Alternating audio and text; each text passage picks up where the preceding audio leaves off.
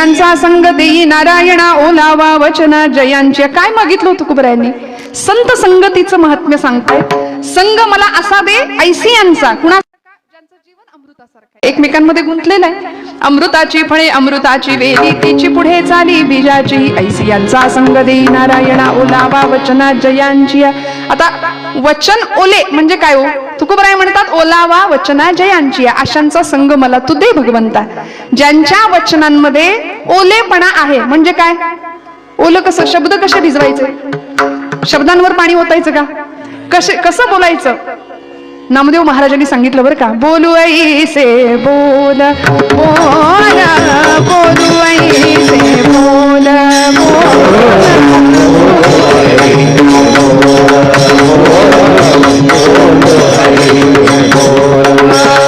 जेणे बोले विठ्ठला डोले, हो जेणे बोले विठ्ठला डोले, जेणे बोले विठ्ठल डोले, जेणे बोले विठ्ठल डोले, हो प्रेम सर्वांगाचे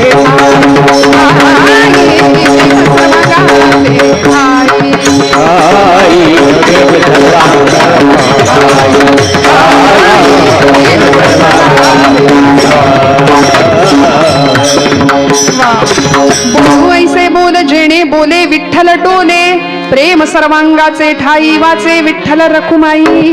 तुमच्या माझ्या बोलण्यामध्ये संतांचं बोलणं असं आहे बरं का, की दुसऱ्याच्या हृदयातली संवेदनशीलता, दुसऱ्याच्या हृदयातलं दुःख ज्याला कळतं असं अंतःकरण आहे संतांचं. त्यामुळे बोलणं लागणार नाही, टोचणार नाही. तुम्हाला मला असं बोलायला जमतं का? नाही म्हणताय ना? नाही जमत. मान्य करताय हे मोठेपण आहे आपलं. आम्हाला असं जमत नाही. कसं बोलावं, कशी आचारसंहिता सांगितली संतांनी बघा तुम्हाला. आमच्या बोलण्यामध्ये विठ्ठल असावा, आमच्या चालण्यामध्ये विठ्ठल असावा, आमच्या प्रत्येक कर्मामध्ये प्रत्येक कर्म त्याला अर्पण करावं. यद भयात वाती वापतो यम सूर्य स्तपती यद भयात वर्षत इंद्रो दहत्यग्निः मृत्युश्चरति पंचमहा. सगळंच जर त्याच्या सत्तेने चाललंय तर आम्ही कोण? म्हणून आमच्या प्रत्येक कर्मात भगवंत असावा. बोलावा विठ्ठल पाहावा विठ्ठल, बोलावा विठ्ठल पाहावा विठ्ठल, बोलावा विठ्ठल, बोलावा विठ्ठल, बोलावा विठ्ठल, बोलावा विठ्ठल, बोलावा विठ्ठल पाहावा विठ्ठल, करावा विठ्ठल, करावा विठ्ठल, करावा विठ्ठल जीव भाव, बोलावा विठ्ठल पाहावा विठ्ठल, बोलावा विठ्ठल पाहावा विठ्ठल, करावा विठ्ठल जीव भाव, बोलावा विठ्ठल, बोलावा विठ्ठल, बोलावा. ओम महाराजांची आजची साथ खरंच मनापासून त्यांच्यासाठी टाळ्या वाजवा एकदा. नादब्रह्माची इतकी गोड सेवा करतायत अनेक वर्षांपासून. खूप लहानपणापासून हे वाद्य त्यांच्या हातात आहे बरं का. भगवंताची कृपा असल्याशिवाय या निर्जीव चांबड्यातनं तुमच्या माझ्या हृदयाला हेलावून टाकणारा आवाज निघणार नाही.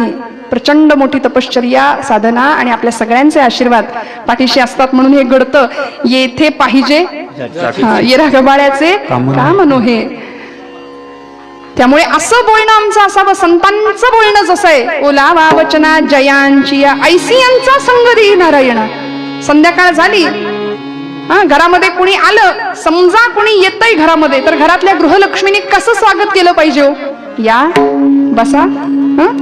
आमच्याकडे पुण्यात तर घेणार का विचारतात, चहा घेणार का, पाणी सुद्धा घेणार का असं विचारतात. पण असं नाही आपल्याकडे, होय की नाही? छान आदरात तिथे आपण करतो. सानंदम सदनम सुताष्ट सुदी हा कांता मृदू भाषिणी, असं गृहस्थाश्रमाचं सांगितलंय वर्णन. कसा असावा गृहस्थाश्रम? नाही तर मग या आणि बसा आणि गिळा असं जर म्हटलं तर येणारा माणूस 10 वेळा विचार करेल, हिच्या घरात जाऊ का मागं फिरू. कसं बोलायचं? ओलावा वचना जया जिया. माझ्या बोलण्याने समोरच्याच्या हृदयातला विठ्ठल डोलला पाहिजे. हे नामदेवांचं सांगणं, हे तुकोबांचं सांगणं आहे. संतांचं बोलणं असं होतं, ऐसी यांचा संग देई नारायणा. ज्यांचा संग तुकोबराय मागतात ते संत, त्यांच्या संगाने काय होतो, जीवनमुक्त अवस्थेला आम्ही पोहोचू शकतो. आचार्य जगद्गुरु शंकराचार्यांनी जीवनमुक्तीचा क्रम सांगितलाय. सत्संगत्वे निसंगत्वम, निसंगत्वे निर्मोहित्वम, निर्मोहित्वे निश्चलत्वम, निश्चलत्वे जीवनमुक्ती. ज्याला जीवनमुक्त अवस्थेला पोहोचायचंय त्यांनी निश्चल असावं, ज्याला निश्चल व्हायचंय त्यांनी निसंग व्हावं, ज्याला निसंग व्हायचंय त्यांनी निर्मोही व्हावं, आणि ज्याला निर्मोही व्हायचंय त्याने सत्संग करावा. विठ्ठल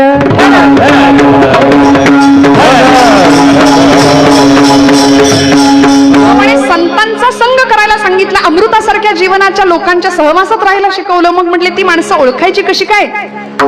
सूर्याचेही चित्र काढो पाहे, परी प्रकाशाचे अंग आणिता नये. मोठ्या जगप्रसिद्ध चित्रकारांनी छान सूर्याचं चित्र पोर्ट्रेट तयार केलं. मोठ्या कॅनव्हास वरती मोठा सूर्य त्यांनी रेखाटला आणि घरामध्ये ठेवून दिलं चित्र. जागे आहेत का आपण सगळे? लक्ष द्या जरा, छान ऐका बरं का. लक्ष देऊन ऐकलं की कळणार आहे. मोठं सूर्याचं चित्र घरामध्ये आणून ठेवलं आणि अचानक लाईट गेले. कुणीतरी म्हणाला, अरे ते चित्र काढले ते आणा ना, म्हणजे लाईट प्रकाश येईल. तस संन्यासाचे सोंग संपादिता, चांग परी वैराग्याचे अंग आणिता नये. सूर्याचं चित्र आम्हाला प्रकाश देणार आहे का? तसं म्हणाले साधूचं संन्यासाचं सोंग करून साधू बनता येईल का? तुकोबराय म्हणतात, ऐसे संत झाले कली, ऐसे संत झाले कली, ऐसे संत झाले कली, ऐसे संत झाले कली, ऐसे संत झाले कली, ऐसे संत झाले कली, ऐसे संत झाले कली, हो ऐसे संत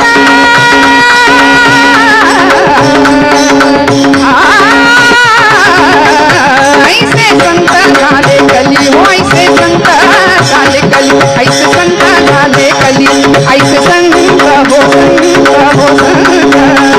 ऐसे संत झाले कली. हाती तमाखूची नळी, हाती तमाखूची नळी, हाती तमाखूची, ऐसे संत झाले कली. महाराज म्हणले हाती तमाखूची नळी, भांग भुरका हे साधन, पचनी पडे मद्यपान. असे म्हणले कलियुगात संत. मग आता संतांना ओळखायचं कसं? ज्यांचा संग करायचंय ते संत. भगवी कपडे, रुद्राक्षांच्या माळा, भस्माचे पट्टे अंगावर, असा सगळा वेश असेल तर त्याला संत म्हणायचं का? प्रश्न आहे. मग ज्यांनी विठ्ठल मात्रा घ्यावी त्याने पथ्य सांभाळावी. पथ्य काय आहे? गळा माळ शोभे, गळ्यात माळ आहे. आता पुढचं पथ्य आत्मरूप शांती. गळ्यात माळ आहे आणि वास्कन याच्या अंगावर, त्याच्यावर वास्कन ओरडायचं. तुला काही जमत नाही, टाळ खाली ठेव म्हणून तरुण मंडळींना काय म्हणायचं, डिमोटिवेट करायचं. असं जरा मधनच मराठी बोललं की लोकांना बरं असतं. लोकांना असं वाटतं कीर्तनकार काही बॅकवर्ड नाही, थोडंफार जमतंय त्यांना. कशाला आम्ही एखाद्याच्या अंतःकरणाला का आम्ही दुखवायचं? मला सांगा बरं. गळा माळ शोभे, पहिलं पथ्य आहे. ज्याच्या गळ्यात माळ आहे त्याचं पहिलं पथ्य आत्मरूप शांती. भक्तिभाव दोन्ही धरू टाळ हाती. किती शांततेत आणि समाधानात जीवन आम्हाला जगावं लागेल. आम्ही थांबायलाच तयार नाही हो. इतकी वखवक वखवक वखवक आधुनिक सुखाच्या साधनांनी आमची वखवक वाढवली आहे. दुसऱ्याचं सुख आम्ही बघू शकत नाही, स्वतःचं सुख दुःख आम्हाला सुख पचत नाही. आम्ही सतत हैराण, सतत ग्रासलेले, सतत निराशेत आहोत. कुणाच्या घेण्यात नाही, कुणाच्या देण्यात नाही. पहिला पै गाठी मारून सगळा पैसा सेव्हिंगला ठेवलाय, काहींनी तर स्वीज मध्ये नेऊन ठेवलाय. उष्ट्या हाताने कावळा नाही कधी हाकलला, ना देवाचा, ना देशाचा, ना धर्माचा विचार केला. माऊलींनी हे विश्वाची माझे घर म्हटलं, आम्ही हे घरची माझे विश्व म्हणून बसलो. आणि माझी पोरं, माझी बायको, माझं घर, माझं दार, माझी जमीन, माझा जुमला, माझा बंगला, माझी गाडी, बास. या पलीकडं मला कुणाचं घेणं नाही आणि क्या बात आहे. हे असं आमचं जगणं आहे की नाही? मग आमचं जगणं आला आला प्राणी जन्मासी आला, झाला झाला वाढला थोर झाला, केला केला व्यापही सर्व केला, गेला गेला बापुडा व्यर्थ गेला. हे असं जगणं माझ्या तुमच्या आमच्या वाट्याला येतं. ते येऊ नये ही संतांची अपेक्षा आहे. म्हणून तुकोबराय म्हणतात, ऐसी यांचा संग देई नारायणा, ओलावा वचना जय. आणि दुस्संग मिळाला, दुर्जनांचा संग केला म्हणून पुराणात, इतिहासात, संत चरित्रांमध्ये हजारो उदाहरणं आपल्याला सापडतील की जीवनाचं कसं नुकसान झालं. म्हणून संग करायचा आहे तो संतांचा करायचा आहे.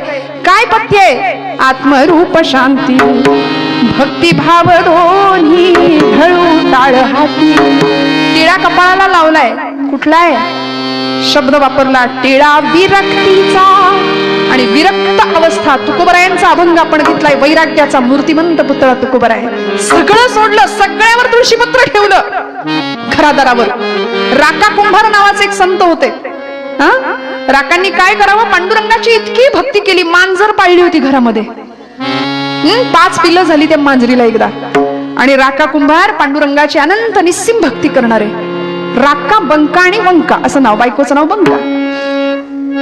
आता कुंभार म्हटलं की कुंभाराच्या घरी एक भट्टी असते.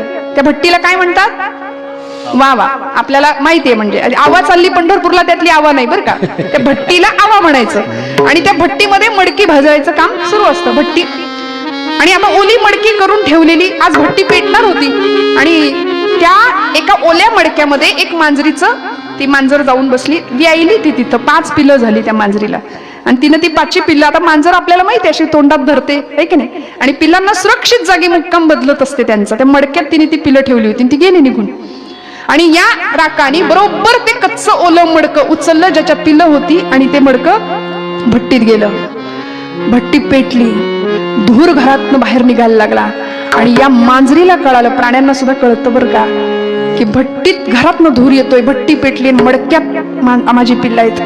धावली, येरझाऱ्या घालायला लागली, त्या आगीच्या दिशेने झेप घ्यायला लागली. राकाचे पाय चाटायला लागली, माझी लेकरं त्या भट्टीत आहेत म्हणून. आणि मालकाला प्राण्याची भाषा कळते, काळजात चर्र झाला. बायकोला विचारलं, अगं हिची पिल्लं होती का मडक्यात? नाही जी, मला नाही ठावं. पोरीला विचारलं, तुला ठाऊक आहे का, या मडक्यात हिची पिल्लं होती का? ती म्हणली, नाही बाबा, मला नाही ठावं. आणि अंतःकरणात धस्स झालं. पांडुरंगा, परमात्म्या, आजपर्यंत तुझ्या सेवेत कधी खंड नाही पडू दिला. मी जर खरा तुझा निस्सीम भक्त असेल तर या आगीत गेलेली ही मांजरीची 5ही पिल्लं जिवंत बाहेर निघू देत. मायलेकरांची ताटातूट करू नकोस पांडुरंगा, करू नकोस. भगवंताला हात जोडून प्रार्थना करावी, मायलेकरांची ताटातूट करू नकोस. आणि प्रण केला, प्रतिज्ञा केली, म्हणाले, पांडुरंगा, जर मांजरीची पिल्लं जिवंत आगीतनं बाहेर निघाली ना, तर घरादारावर तुळशीपत्र ठेवीन, बाहेर पडेन आणि तुझ्या नामात पंढरपुरात येऊन राहीन. याला म्हणायचं निर्धार जो संतांकडे आहे. सगळं सोडून येऊन राहीन म्हणाले तुझ्याकडे. 1 दिवस, 2 दिवस, 3 दिवस उपोषण, अन्न पाण्याचा थेंब नाही, आगीजवळ बसून राहिले, भट्टी विझली नाही. आणि 3ऱ्या दिवसानंतर सगळी भाजकी मडकी बाहेर यायला लागली. मांजरीला माहिती होतं कुठल्या मडक्यात माझं पिल्लू आहे. ती धावा घ्यायला लागली आगीच्या दिशेने. राकाने मडकं बाजूला काढलं आणि श्रोते हो, भगवंताची लीला निर्वाणी गोविंद असे मागे पुढे सकल जीवांचा करीतो संभाळ, तुझं लोक लिहिलं ऐसे नाही. सगळ्या जीवांचा सांभाळ करणारा परमात्मा भट्टीतनं मडकं जसं बाजूला निघालं, ती मांजरीची पिल्लं 1, 2, 3, 4, 5 तुरु धावायला लागली. आणि असा अधिकार होता म्हणून आगीत निघालेली, भट्टीत गेलेली मांजरीची पिल्लं जिवंत बाहेर आली.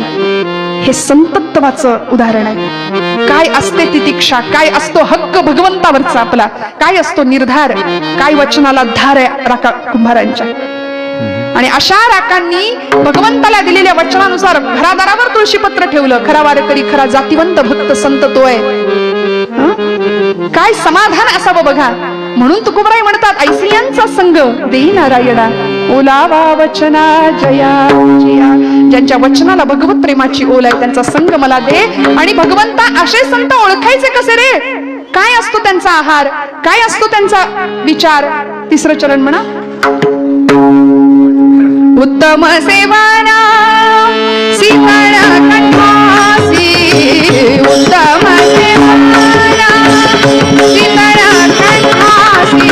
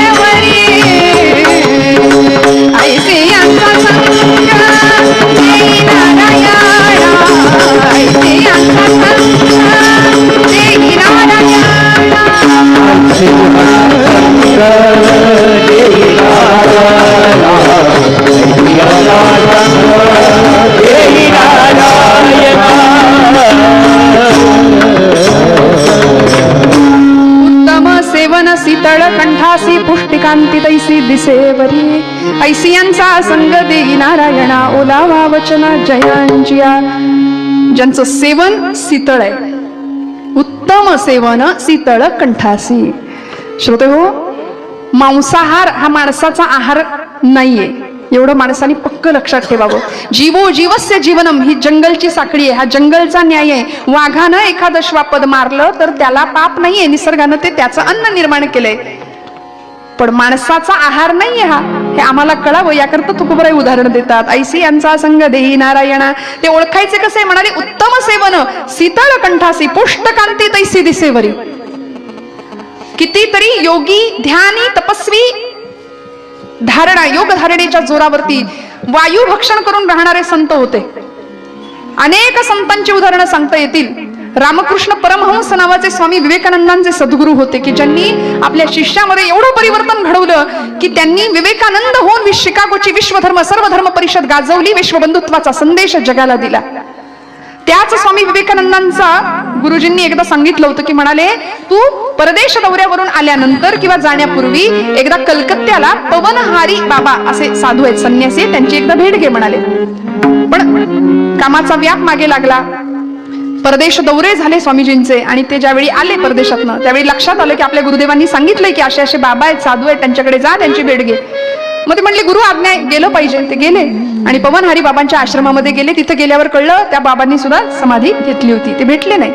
परिणाम सगळा आश्रम फिरून बघायला लागले. एक विद्यार्थी होता, त्यांचा शिष्य होता, तो त्यांना दाखवत होता आश्रम फिरून बरं का. आणि दाखवत असताना स्वामीजी त्याला म्हणाले, एक प्रसंग सांग म्हणले साधूंचा, पवनहारी बाबांच्या आयुष्यातला एखादा प्रसंग सांग मला. तो म्हणला सांगतो. काय झालं माहितीये, एक दिवस आमच्या आश्रमामध्ये दुपारच्या वेळी चोर शिरला होता आणि साधू आमचे बाबा पवनहारी बाबा झोपले होते दुपारची वामकुक्षी. आता वामकुक्षी ती दुपारचीच असते, वामकुक्षी घेत होते आणि त्यांच्या कुटीमध्ये झोपडीमध्ये तो चोर डायरेक्ट त्यांच्या कुटीत शिरला. आजूबाजूचं सगळं सामान घेतलं त्यांनी, जमा केलं आणि एका पोत्यात भरलं, तो निघायला लागला. जाता जाता त्याचा पाय बाबांना लागला. त्या पायाच्या धक्क्याने बाबा उठले आणि एवढं धडधाकट शरीर, अशी पवनहारी असून सुद्धा पुष्टकांती तैसी दिसेवरी असं शरीर धडधाकट होतं. त्याला बघून त्या चोराला घाम फुटला. ते धूम ठोकली, त्यांनी पोतं तिथंच टाकलं, धावत सुटला. तो धावतोय, पवनहारी बाबांनी ते पोतं उचललं आणि त्याच्या मागे धावत सुटले.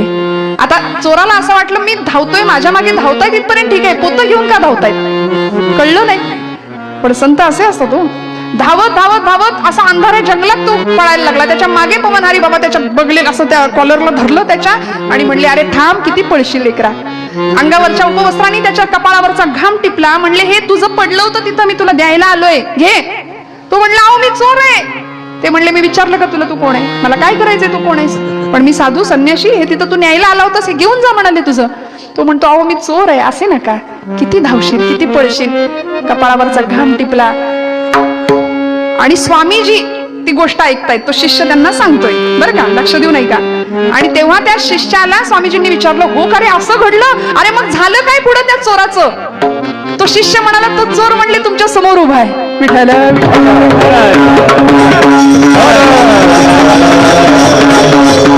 आपण सारिखे करीती तात्काळ नाही काळ वेळ लोह परिसाची नसा हे उपमा. काय काय असते संतांची ताकद, काय असते बघा तुम्ही श्रोते हो. म्हणून उत्तम सेवन शीतळ कंठासी पुष्टकांती तैसी दिसेवरी. संतांना ओळखायचं कसं, कधीच गर्व नाही. गर्वन्नो द्वहते न निंदति परान्नो भाषते निष्ठुरम उक्तंकेन चिदः प्रियंच सहति क्रोधंच नालंबते श्रुत्वा काव्य गुणान्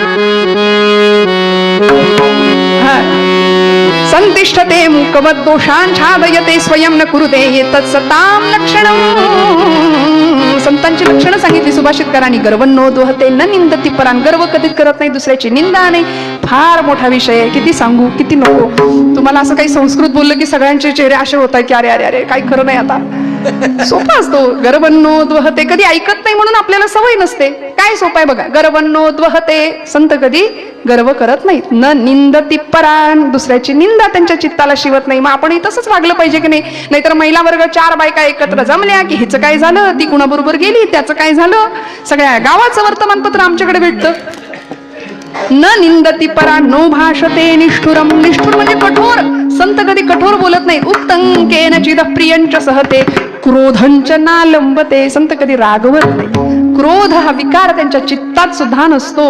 अहो ज्या भगवंताचं गुणगान संत गातात तो भगवंत त्यांनी आपलासा केलाय. भगवंत कसा आहे सांगते, भजन करा. विठोबा रखुमाई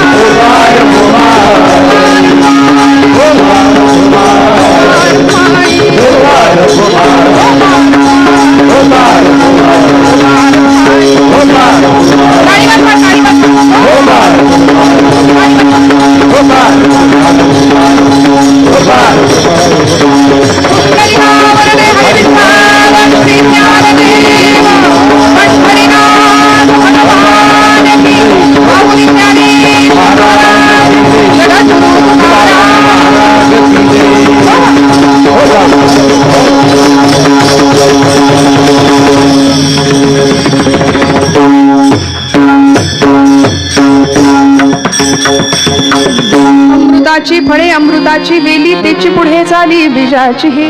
ऐसियांचा संग देई नारायणा ओलावा वचना जयांची या. उत्तम सेवन शीतळ कंठासी पुष्ट कांती तैसी दिसेवरी.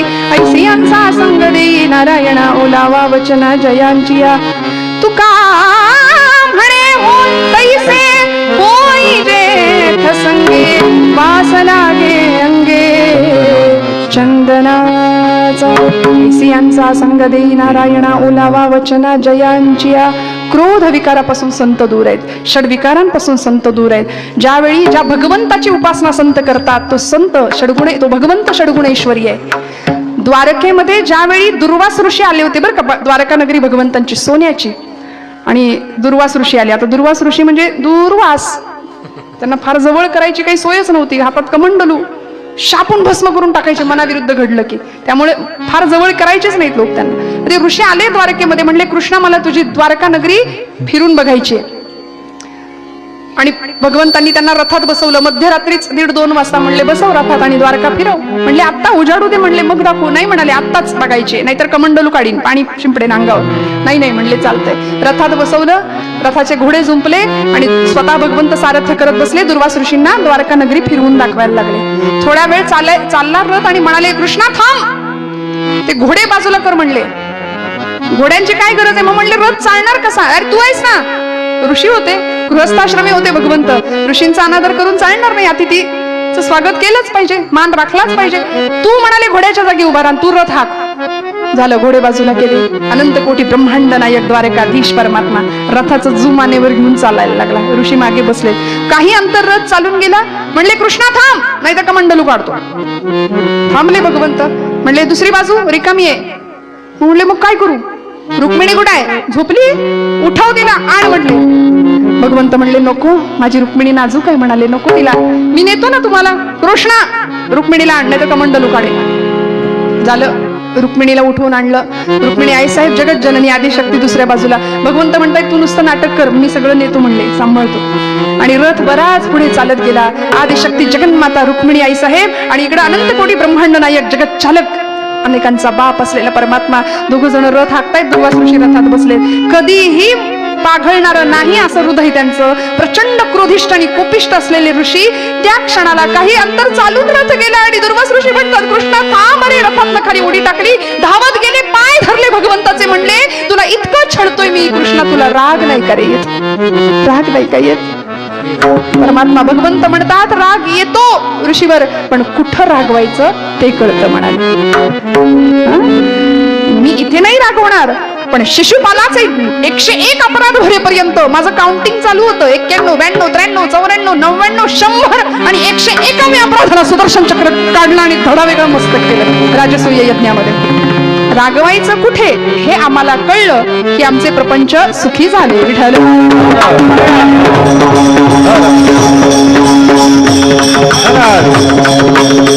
आणि असे संत भगवंताचं अनुकरण करतात, त्याच्या गुणांची कास धरतात, त्याच्या गुणांचं संकीर्तन करतात. म्हणून भगवंताचे सगळे गुण संतांकडे असतात. म्हणून उत्तम सेवन शीतळ कंठासी पुष्टिकांती तैसी दिसेवरे.